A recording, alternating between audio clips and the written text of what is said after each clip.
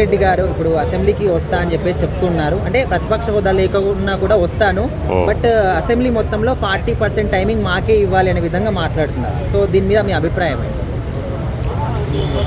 జగన్మోహన్ రెడ్డి గారు అసెంబ్లీకి రావటం చాలా మంచిది. ఎందుకంటే గతంలో ఓడిపోయిన వాడని కాదు, ఒక ఎమ్మెల్యేగా గెలిచాడు కాబట్టి కంపల్సరీ అసెంబ్లీకి రావటం, పులివెందుల కానీ ఆయనకున్న పార్టీ పరంగా కానీ న్యాయం చేసిన వాడు అడగాలి. ఎందుకంటే అడిగే హక్కు ఆయనకుంది.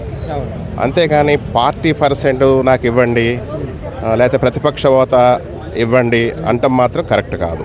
ఎందుకంటే ప్రతిపక్ష హోదాకి 18, 20, 21 స్థానాలు ఉండాలని అంటారు గవర్నమెంట్ రూల్స్ అండ్ రెగ్యులేషన్ ప్రకారం.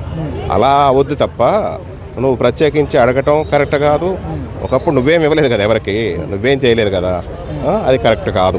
ఇప్పుడు అసెంబ్లీలో మాట్లాడడానికి నాకు టైం ఇవ్వరు కాబట్టి నేను బయట ప్రెస్ మీట్లు పెట్టి ప్రజల సమస్యల గురించి పోరాటం చేస్తున్నాను అంటున్నారు. సో మరి ఆయన వస్తే నిజంగానే టైం ఇవ్వరు అనుకోవచ్చు ఆయనకి?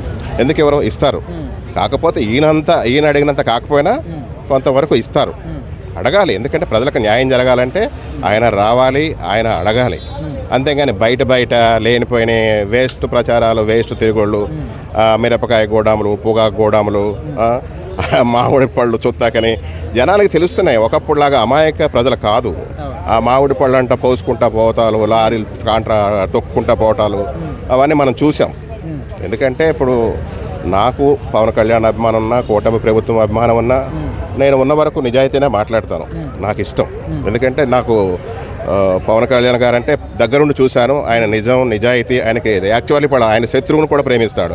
శత్రు శేషం ఆయనకు ఉండదు. ఆయన మనస్సాక్షిగా ఆయన తిట్టిన మనం చూడండి, ఆడెవడో తిట్టాడు,